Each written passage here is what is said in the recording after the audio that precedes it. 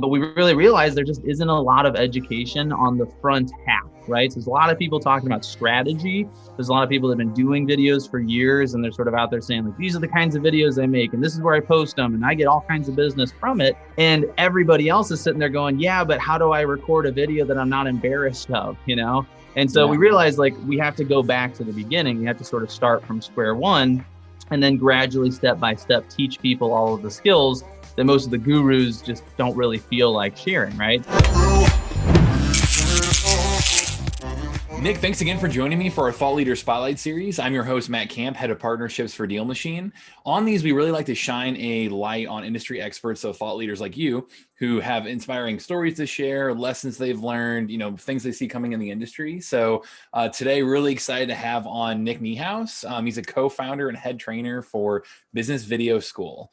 He's got 4 years of experience with hundreds of agents to create and distribute video content. And after realizing how little there is of online education to help agents and to help real estate just professionals in general trying to get started with video, he now helps them grow their business. He helps them assemble a team to launch their own their own video initiatives, and he really loves helping agents and investors define their audience, discover the topics that fit their passion, and then learn the latest when it comes to video technology. So today we're going to really be talking about video broadly, how to use it as a marketing tool, and really the fact that it's such an underutilized marketing tool. I'm really excited about this topic because I don't think many people in our DealMachine community are thinking about video necessarily or executing consistently on video within their local markets. So I'm excited to have Nick give a little bit of a peek inside the playbook there. So Nick, thanks for joining. Yeah, thanks for having me, Matt. Looking forward to it. Yeah. And I think to begin with, can you maybe tell us a little bit more about how Business Video School, which is bizvideoschool.com, came about and where you saw that need in the market? Yeah, absolutely. So I've been working in marketing for sort of most of my career since college, and we got into doing video. It's getting close to 5 years ago at this point. And it was with real estate agents, and part of the reason for why we kind of went to that industry is that real estate agents and people in that industry tend to try new things. It's a very competitive industry, so you got to find things kind of cut through the noise and get yourself in front of your prospective clients. So we started doing these videos. We set up this really simple, efficient, streamlined process we called same day video ads. People would come into our studio and we'd write a script and we'd use a teleprompter, and we'd even edit the video and it'd be up and running as an ad on social media in like 2 hours, right? Which was amazing at the time. We were really excited about it. I think it's still a really cool service, but the problem we ran into is that people would make this one video. A lot of them would even get business from the very first video, right? So we're talking like they put this thing out, runs for a week, they get a transaction, they make thousands of dollars a couple of weeks later. You would think, yeah, they're going to do more of that, right? And what we actually found is a lot of them were not. They were not coming back and doing more videos with us, and that's fine. But they also weren't making their own videos, and everybody's got a phone in their pocket. I mean, it's not hard to make video content anymore. So we started to look into it, and we're like, all right, what did we miss here? What are people not understanding about the power of video, even after they've seen it firsthand? And what we realize is that there's just a lot to learn, right? I mean, even when I say make a video with your phone, most people can hit the record button, and that's about as much as they know what to do with the phone. They're not really sure what to say. They don't know what their audience is going to like. They weren't sure how to distribute the videos. They were uncomfortable. They didn't like how they looked and sounded. Even though they had gotten results, they were still sort of embarrassed just from doing it.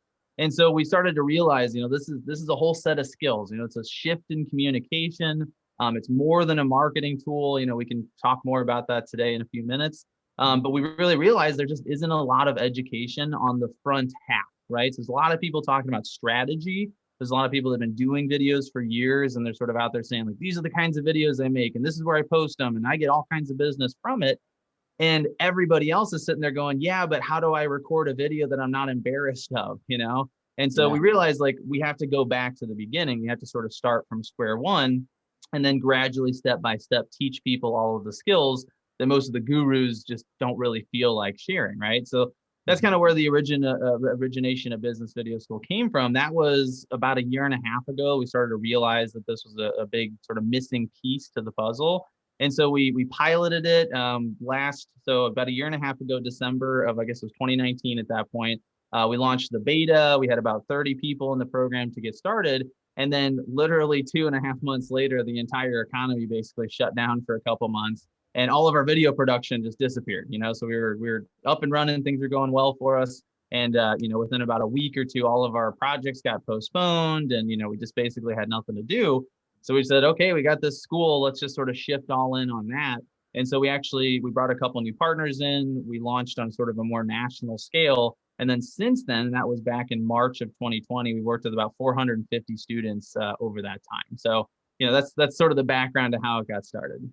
Yeah, it's been amazing to see you guys evolve, over that time, and to see, how you found that hole in the market where, yeah, like you said, I was curious coming into this conversation where you saw the issue there, if it was like a confidence thing, or is it just too complicated for people to start, or what's that shift in mindset that you see, real estate agents or investors or anyone involved in real estate have to make to really do this the right way? So I think the main problem most people run into is that they're actually thinking of video. One, they're thinking of it as a marketing tool specifically, and I actually think it's a much broader tool than that. I mean, this is something, we're using video right now. We do Zoom meetings, and obviously that's video. Everybody's using video to communicate at this point. And I think that's where people need to be focusing, is that video is a communication tool. In fact, I would argue it's its own form of communication.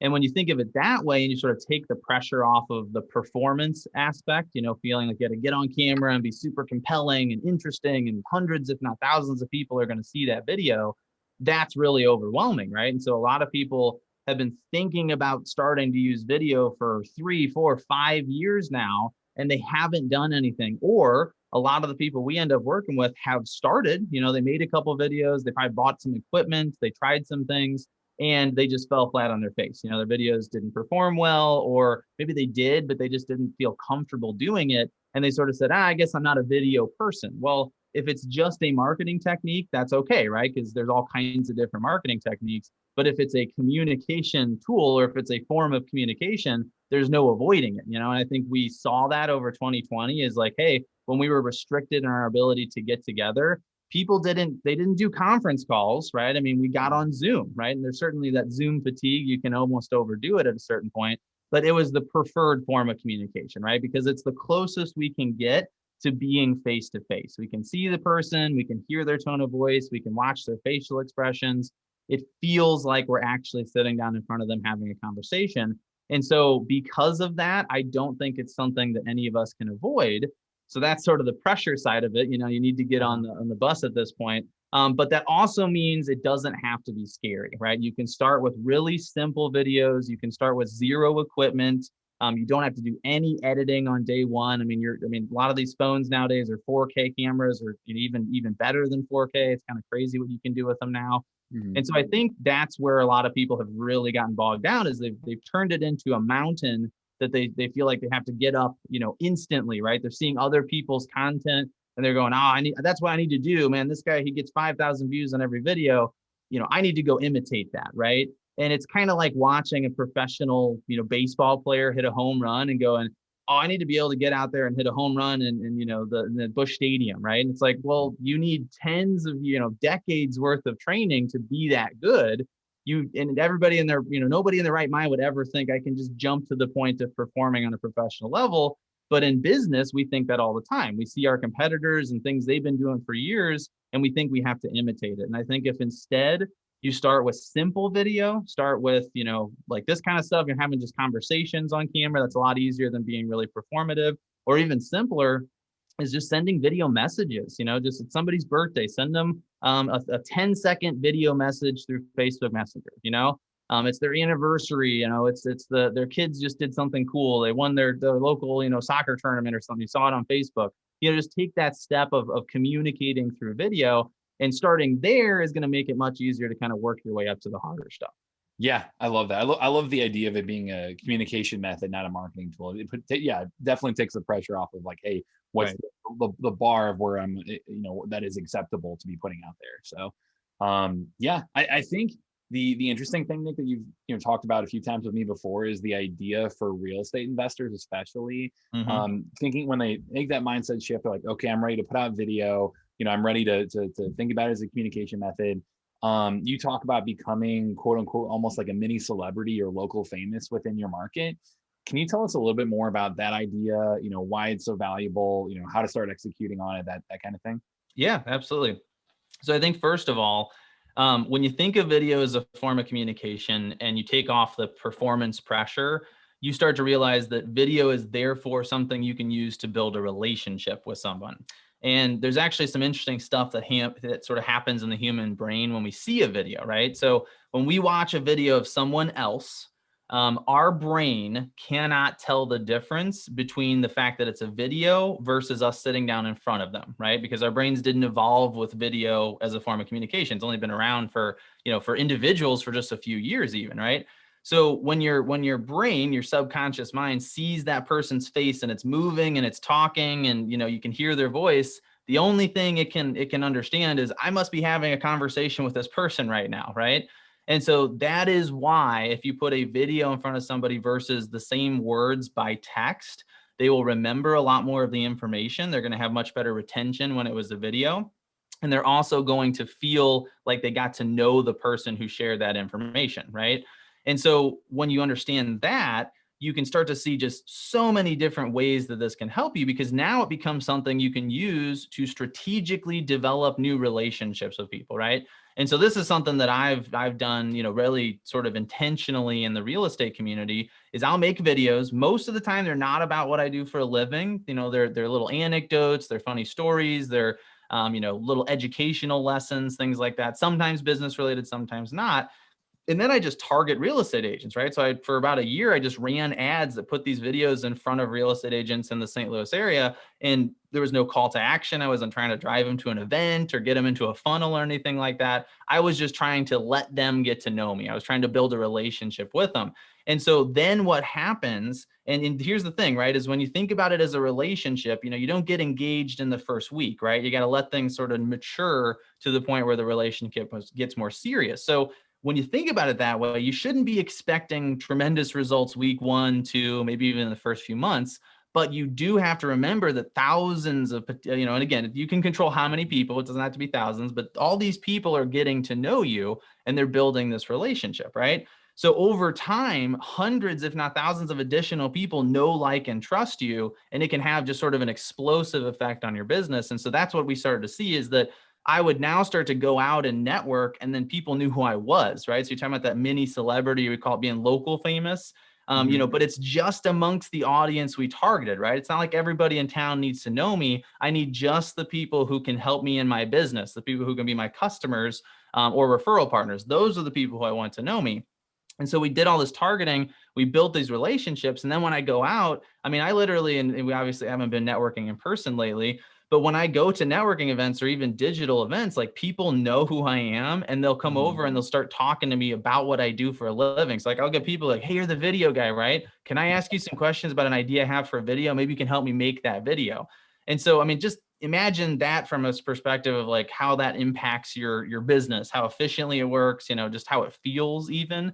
Because now you're not hunting anymore, right? You're farming. You're just literally building these relationships gradually over time that then are consistently yielding results for you for years to come, right? It's not like the stuff goes away at any point. So that's kind of a long backstory to get a little bit more specific to investors. But that, hopefully if you think about it that way, then all you really have to focus on is, who do I want to build relationships with, right? So if I'm an investor and I'm trying to, acquire properties in a particular part of town, maybe I want to be showing videos of myself to the people that live in those areas, right? Or maybe I want to be trying to strategically target the people who own those properties, right? Are there some creative ways I can get in front of them? And then here's the thing, right, is you're not necessarily expecting that to just directly yield results. When it's combined with other forms of marketing, it's incredibly effective, right? So for instance, if you target a neighborhood with videos of yourself, and again, it's about building the relationship. So it doesn't have to be business specific. They don't even have to know what you do for a living, right? But you target those areas and those people see you, even if they don't like, the sound doesn't have to be on in the video, right? If they just see the first couple seconds of your face, and then the next day they see your face a couple more times, like, there's a part of our brain that's dedicated just to recognizing human faces, right? So that part lights up every time we see someone. If I see your face 5, 6, 7 times over the course of a month, even if I've never heard a word of what you said, I start to trust you, right? Because we start to recognize that person And that is just, it's a survival instinct. It's called a parasocial relationship, where we start to get to feel like we know somebody, even though we've never actually interacted with them. It's what happens with celebrities. So that's why we call it local famous, because that's essentially what you're doing. And then when you have a call to action, when you put that advertisement in front of those people, they're excited to respond to it, right? Because now when they get your postcard, maybe they see that picture of you in front of their property, saying, hey, I want to talk to you about this. Now you're Matt Camp, and they've been seeing you and they recognize the face, and they almost feel like, oh my gosh, this like celebrity is contacting me. How cool is this, right? And so not only are you going to get more responses, you're going to get better responses, right? You're going to get people who aren't going to blow you off. They're going to reach out, and you're going to be able to have a meaningful conversation because there's actually a existing relationship already there, right? So I think that, I don't know, it's kind of a long explanation, but does that make sense in terms of the approach? Oh yeah. I mean, I think it's such an extremely creative approach as well. Like I really don't think like you said, it should be a no-brainer that video is a communication method now, that there's a shift, and that should be an obvious thing. But I really don't see it much, at least yet, in terms of real estate investors using video that effectively. And like you said, being able to kind of geo-target a specific neighborhood, put out content that which I'd love to pick your brain on platforms and like budget and like where to start from that perspective. But putting out content that way, and then combining that with anyone listening to this who's using DealMachine, combining that with you driving around, driving for dollars, adding properties in your DealMachine, sending postcards, giving them a call, skip tracing, doing these other marketing methods, they're already warmed up. They're ready to go. They're ready to have a conversation or have a much, much higher rate to respond to that because they're already familiar with you. So I love that idea for buying houses. And then also, even on the other side of the market, if you're a wholesaler and you're trying to make local real estate investor connections and build your cash buyer list, like, being able to do this exact same thing, you can get even more targeted because you can say, hey, show me, put this video in front of people who are interested in real estate investing and in my city or in my neighborhood or whatever the specific, qualifications you want to have on social. So yeah, I think whether it be buying your cash buyers list or actually trying to acquire properties, this is an extremely creative way to stand out and get a higher response rate, which everything that we talk about typically around DealMachine is how do you do that? How do you present yourself as someone that people are going to know, like, and trust enough to actually to actually do business with. Right. Yeah. And I think, it's unfortunate that it feels creative because it really shouldn't be, right? I mean, again, yeah, no, but it is. It is. I mean, a lot of people see it that way, and that's how they feel about it because, it's communication and the way we talk to each other is always changing. I mean, we've literally seen like 4 or 5 different forms of communication emerge in the past 30 years. I mean, we had email. I mean, it's all the internet, right? So we had email come out, and eventually social media, and texting has kind of been a new form of communication, and then we have video. And it's just different than the other ones because it's intimidating, because people have this sort of self-conscious bias where they see themselves and they listen to their voice and, just sort of naturally bothers them. And so they resist it. And if you just eliminate that part of it and you just think about the opportunity of it, it just becomes very obvious. It's just a matter of like, all right, if I just keep showing up in front of people with this form of communication versus others, they like me more and they get, it's like, so I'm just going to always do that. Why wouldn't I and that doesn't mean it's completely going to eliminate everything else you do. Like, if you're going to send a text message to say okay to somebody, you don't need that to be a video, right? There's still lots of uses for especially short form text communication. Or if somebody's in a situation where they can't turn the sound on, you probably just want to send a normal email. But there's all kinds of other places where you can start to go video first. So I think that's a good question to ask yourself is anytime you communicate, right? Any existing form of communication, ask yourself, would this benefit from being a video? And kind of start with that question, and you'll start to see those opportunities emerge, right? Because we're talking about some pretty specific strategic ways to use video, but you can use it in a lot of other areas, right? You can use it for lead conversion. So maybe you've already gotten the lead. Maybe you have a really effective system already in place to generate interest, but you want to increase your conversion. And I can guarantee you, I mean, we've seen people double and triple lead conversion just from implementing a couple like automated videos. The lead comes in, they get a series of 3 videos over the next 3 days. It just gives them a chance to get to know you. Now you're a real person. You're not just some name and a brand, and the conversion goes up, right? So there's just all these different places you can kind of slot this in that I think in another 5 to 10 years will be very obvious and they'll be the requirement. And I think that's how marketing always works, right? Is that there are certain trends that are going to become expectations. In 5 to 10 years, people they're going to expect you to send them an introduction video. They're going to expect to be able to find videos on your website, on social, to get to know you first. Like that will be something that's just part of how we do business. But early on, when a lot of people have not started doing it yet, that's when the ROI is enormous, right? Like it's kind of the arbitrage opportunity, because not only are you getting the impact of the better form of communication, you're also getting the impact of just doing something different, right? You just simply look different because you're using video and nobody else is. So it doesn't even have to be good video. It just looks different. And that is an automatic advantage, because as humans, we're curious. We like to see new things, and we will start to follow and pursue those people that are showing us something that's just unique, right? Yeah, yeah, I love it, Nick. I mean, I think I would love to kind of wrap up with a topic that's really tactical, really kind of saying, Yeah. hey, if you're if you understand it in the value of video now, and you're really saying, hey, okay, I'm starting to create video content, I'm starting to get out there, I want to warm up my local market. For either, I mean, this could be either a new investor who's just getting into it and just looking for their first deal, which we have plenty of those that are working now part of the DealMachine community that are doing that, or a scaling investor who maybe they just haven't thought about video as a new method of communication. When it comes to actually you've created that content, and then you're thinking about how you distribute it, what are the best ways to think about that? Like, what platforms are you using? What tools are you using? What budget should you dedicate towards this? I'd love to hear your thoughts on that as well. Yeah. So I think there's kind of two primary ways I would approach it. One would be the organic, free, we'll call it free. I mean, it's your time, right? Time is money, so nothing's ultimately free, but you don't necessarily have to put any money into it. And then there's the paid version, right? Which is going to involve ads. I'm a big proponent of just spending the money and putting the ads out there, even if you're not putting a direct call to action in there, just because of the targeting abilities. Which might be reduced over the next couple of years because of what's going on between Apple and Facebook at this particular moment.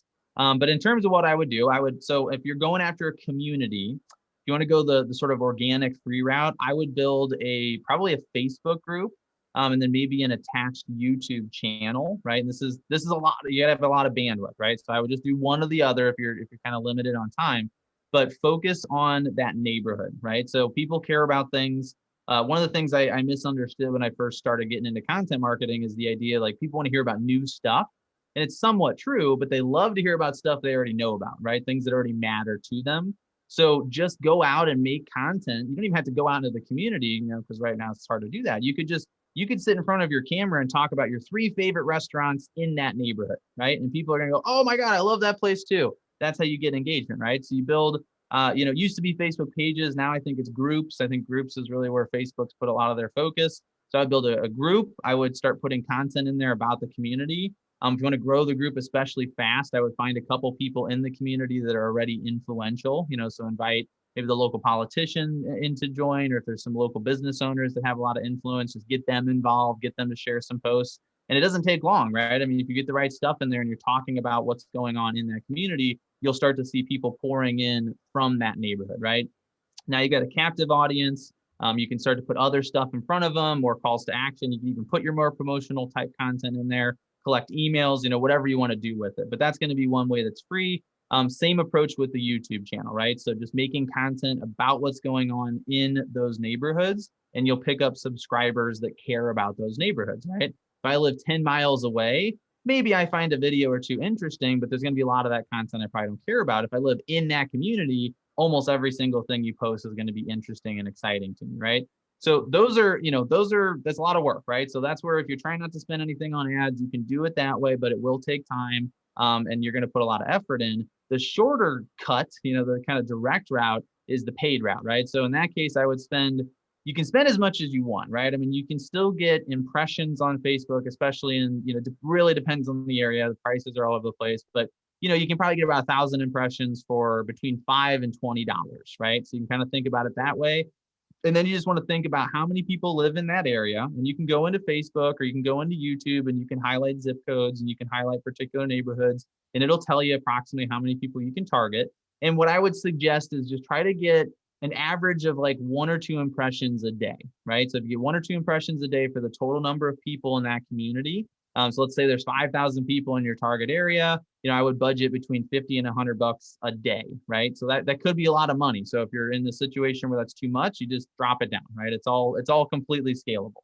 And what you want to do is you just want to keep showing up. That's it, right? So your content in terms of what it is about, I would still stay community focused or personal focused, things you're excited to talk about. It's way easier to make a video about something that you're passionate about than it is to force yourself into a topic you maybe don't have as much interest in. So make that stuff where you're enthusiastic, stuff where you're passionate. You can talk about local sports teams. You can talk about the local parks, restaurants, whatever you want, and then target the people that live there. The alternative, which you kind of touched on earlier, is if you're trying to do more of the wholesaling route, or if you're trying to build relationships with like existing investors. I know it's where a lot of this goes to. That is probably also relatively easy to target on Facebook or YouTube, right? In fact, that might even be easier on YouTube, because with YouTube ads, you can target specific channels. So you can literally go in and say, I want people who live in this area, in the greater St. Louis area, for instance, or just everyone, because sometimes investors live out of town.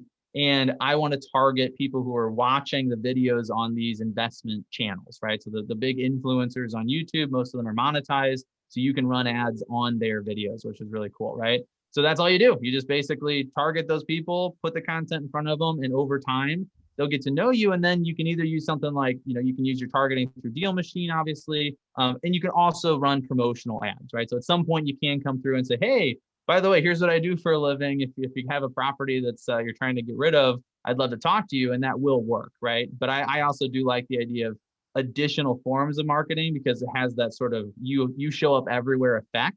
So I've been seeing videos of you, and then I get a postcard. It feels like, oh my gosh, this guy's everywhere. This is amazing. And I think that has sort of an extra impact. Oh, completely. Yeah, we're always preaching that of, hey, the multiple different forms of communication you can touch people, whether it be call, text, email, postcard, video, whatever it might be, the more effective it's going to be. So absolutely, this was great, Nick. I really appreciate your time today. Do you have any other kind of parting advice here? And I'd love for you to kind of tell people, hey, here's how to get in touch with me. Here's how to get involved with more of my education and content around video. Yeah. So first of all, check out our website, bizvideoschool.com. You can find us on most social platforms. Just look for Business Video School. There are a whole bunch of free video lessons on our website. So if you go to our website and you look for the free video tips or lessons, you can get on our email list. We'll send you a series of 14. They're like, 1.5 minute to 5-minute videos. So really easy to watch in the morning. Just little tips and tricks, right? So things are just trying to get you off the ground. That's a great place to start, because again, my last piece of advice would just be start as simply as you possibly can, right? As soon as you start thinking about video, you're going to have ideas. You're going to have things you want to try. You're going to want to kind of dive into the deep end. And it's probably the worst thing you could possibly do. So start simple, send one-to-one video messages, just focus on practicing. This is a whole new form of communication that we're all kind of collectively learning at the same time. And so take the steady but consistent approach. And if you do that, you're going to make a lot more progress in a much shorter period. And that's it, right? So start simple. We've got plenty of stuff we can help you here in Business Video School. And if you start simple, you'll find you get there a lot quicker. Perfect. Thanks, Nick. I appreciate your time again. Thanks everybody for tuning in, and looking forward to the next exciting conversation on Thought Leader Spotlight Series. Thanks.